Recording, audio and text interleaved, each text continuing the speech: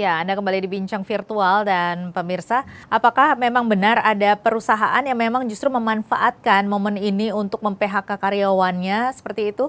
Saya kira tidak ada perusahaan yang ingin mem-PHK ya. Tapi bahwa nanti tidak akan kembali kepada normal sebelumnya, dan karena itu tidak bisa mempekerjakan orang 100%, itu iya gitu.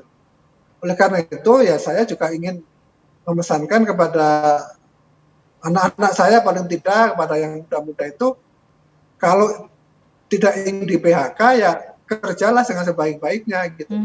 Para peramal masa depan itu memperkirakan bahwa di dunia ini nanti akan terjadi 800 juta orang kehilangan pekerjaan pada tahun 2030. Di Indonesia itu akan ada 25 juta orang kehilangan pekerjaan.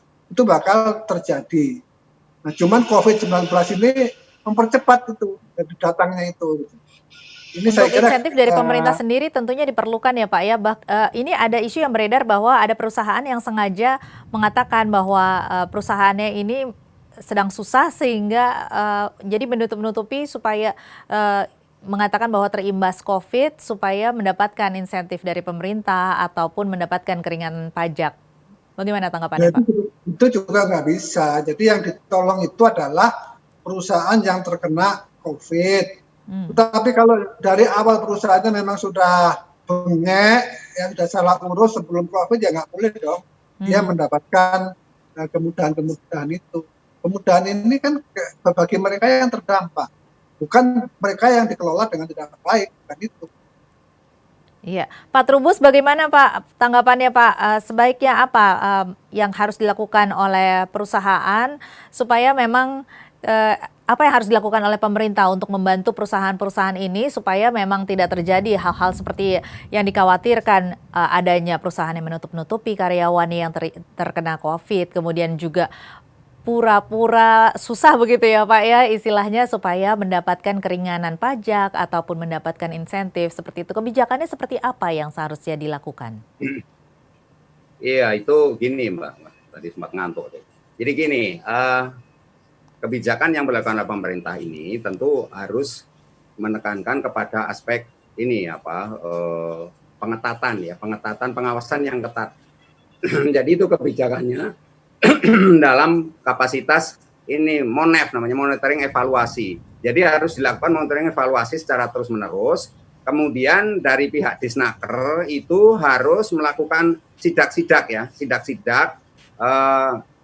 dengan maksud adalah untuk memastikan mengenai informasi-informasi yang terkait dengan penularan di kantor tersebut. Memang ada beberapa kantor yang disinyalir itu tidak terbuka, menutup-nutup itu ada, memang ada.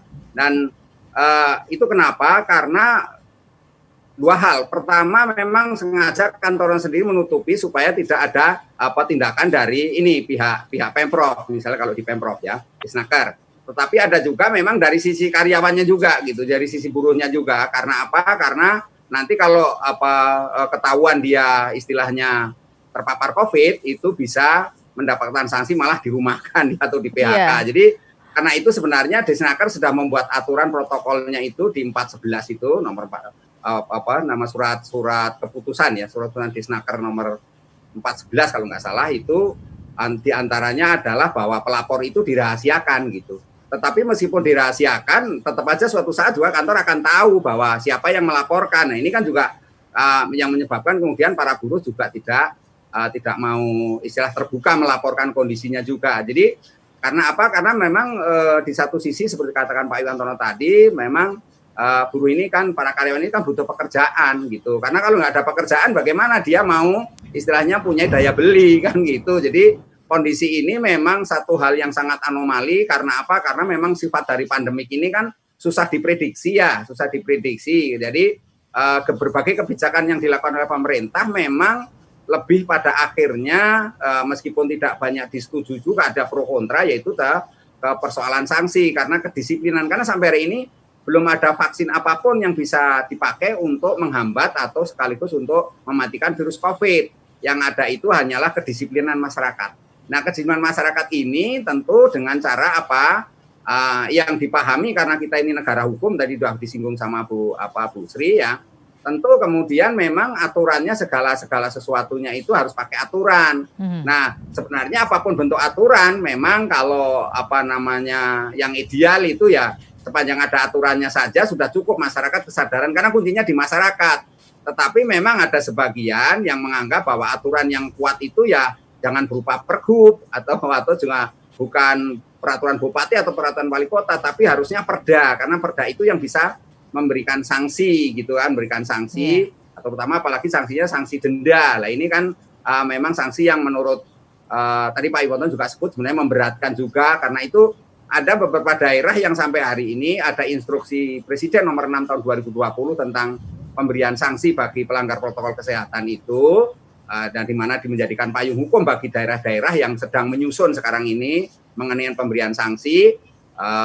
Tetapi ada daerah juga yang kepala daerahnya menyatakan agak berat gitu ya, misalnya daerah istimewa Yogyakarta itu di Sultan Hamengkubuwono itu justru menolak dengan cara pemberian sanksi lebih baik dengan cara dialog atau musyawarah. Apalagi masyarakat sekarang terdampak COVID itu sangat berat gitu ya, kehidupannya sangat berat. Jadi kalau semuanya serba pakai sanksi, memang DKI Jakarta sanksinya di Pergub 41 itu, di Pergub 41 kan tentang ini sanksi bagi pelanggar PSBB itu disebutkan 250.000 kalau nggak pakai masker gitu.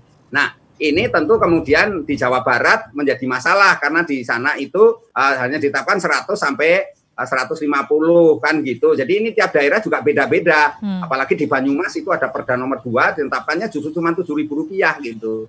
Tetapi nilai itu sebenarnya tidak akan mempengaruhi masyarakat dalam arti bahwa sepanjang masyarakat memahami bahwa mencegah penularan COVID. Tetapi kalau sanksinya memberatkan ya tentu kemudian merugikan masyarakat. Jangankan membayar 250.000, 100.000 aja belum tentu mau bayar kan gitu. Dengan kondisi sekarang ini. Nah, karena itu saya setuju dengan Pak Iwan tadi, bagaimana sebenarnya pemerintah membuat kebijakan, nanti diminta sama Bu Sri ini ya, karena dari DPR, itu kebijakan supaya menyediakan face shield yang gratis itu gitu ya. Jadi maskernya masker gratis lah, sehingga jadi masyarakat itu memperoleh masker yang berkualitas ya, jenis face shield itu yang kemudian mampu menahan dari gempuran virus COVID. Apalagi belakangan juga diketahui bahwa virus COVID ini bermutasi, punya karakteristik masing-masing. Betul, di DKI Jakarta menurut sulit, keterangan informasi dari ahli virologi itu dari lembaga Eijkman yang sudah diskusi panjang dengan saya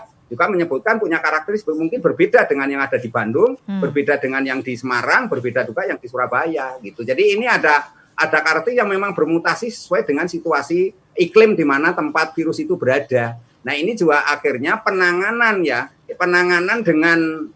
COVID dengan penularannya itu lebih cepat penularannya gitu akhirnya kan itu. Penanganannya baru istilahnya deret hitung, sementara penularannya sudah deret ukur. Bahkan di beberapa daerah seperti DKI Jakarta ini sudah eksponensial. Eksponensial itu naiknya tajam sekali. Saya sebutkan tadi di perkantoran awalnya cuma 43, naik menjadi 453 lebih. Iya, gitu. ini dengan jumlah 100.000 lebih penderita positif COVID ini juga makanya disebutkan sudah menyentuh angka psikologis begitu ya, di mana mungkin orang-orang menjadi lebih harapannya ataupun juga optimismenya jadi sedikit menurun begitu ya untuk kita segera berakhir, karena ini seperti yang Pak Trubus katakan tadi bahwa banyak sekali virus-virus baru atau strain baru yang semakin banyak teridentifikasi.